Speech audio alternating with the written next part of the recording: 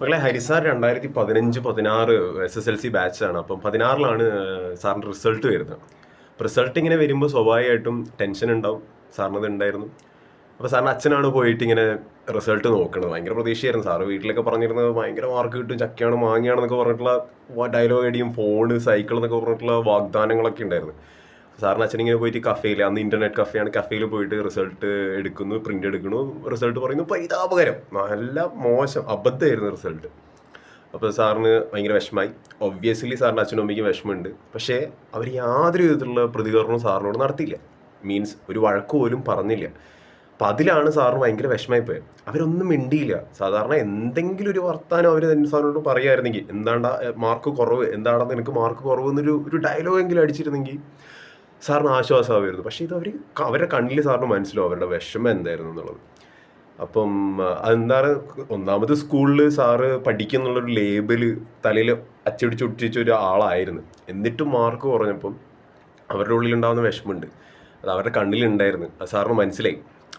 അപ്പം അത് കഴിഞ്ഞിട്ട് +1 +2ലേക്ക് ജോയിൻ ചെയ്യാൻ പോകുമ്പോൾ സാറിൻ്റെ അമ്മ സാറിനൊരു ഫോണൊക്കെ വാങ്ങിച്ചു തന്നു.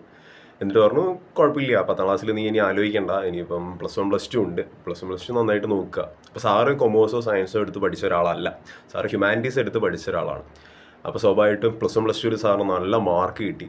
ഫുൾ A+ ആയിരുന്നു +2 ഉണ്ടായിരുന്നത്. അത് കഴിഞ്ഞ് സാർ നല്ലൊരു കോളേജിൽ, ഇന്ത്യയിൽ തന്നെ ടോപ്പ് എടുക്കുകയാണെങ്കിൽ, ഒരു ടോപ്പ് 50 കോളേജിൽ എടുക്കുകയാണെങ്കിൽ സാർ ആ ഒരു കോളേജിലാണ് പഠിച്ചിട്ടുണ്ടായിരുന്നത്. സാർ അവിടെ നിന്ന് മാസ്റ്റേഴ്സ് കംപ്ലീറ്റ് ചെയ്തു. നല്ല മാർക്കോട് കൂടിയിട്ട് മാസ്റ്റേഴ്സ് കംപ്ലീറ്റ് ചെയ്യുന്നു. അത് നല്ലൊരു സബ്ജക്റ്റിൽ കംപ്ലീറ്റ് ചെയ്യുന്നു. അപ്പം ഇപ്പോഴും സാറ് 10ാം ക്ലാസ്സിലേക്ക് തിരിഞ്ഞു നോക്കുമ്പോൾ 10ാം ക്ലാസ്സിൻ്റെ റിസൾട്ട് എന്ന് പറയുമ്പോൾ ഇതാ ഓർമ്മ വരുന്നത്.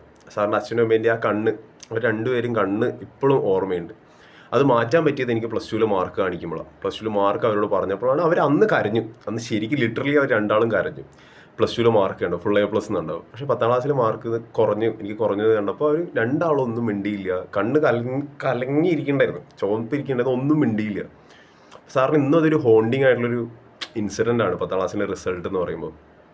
അപ്പം അതൊന്നും സാർ ഇപ്പം ഇത്ര പറയുള്ളൂ. നാളെ നിങ്ങൾ റിസൾട്ട് വരാൻ പോകണം. അപ്പോൾ സാർ ഇങ്ങനെ ബേക്കോട്ട് ചിന്തിച്ചപ്പോൾ ഇങ്ങനെയൊക്കെയാണ് കാര്യങ്ങൾ ഓർമ്മ വന്നത്. അപ്പോൾ 10ാം ക്ലാസ്സിലെ റിസൾട്ട് ജസ്റ്റ് നിങ്ങൾക്ക് +1ലേക്ക് കയറാനുള്ളൊരു എൻട്രൻസ് മാത്രമാണ്, ഒരു ഡോറ് മാത്രമാണ്. അപ്പോൾ മക്കളെ, റിസൾട്ട് എന്ത് തന്നെ ആയാലും കുഴപ്പമില്ല, അത് ലൈഫിൽ ഒരു പോസിറ്റീവായിട്ട് എടുത്താൽ മതി. അപ്പോൾ ഓൾ ദി വെരി ബെസ്റ്റ്.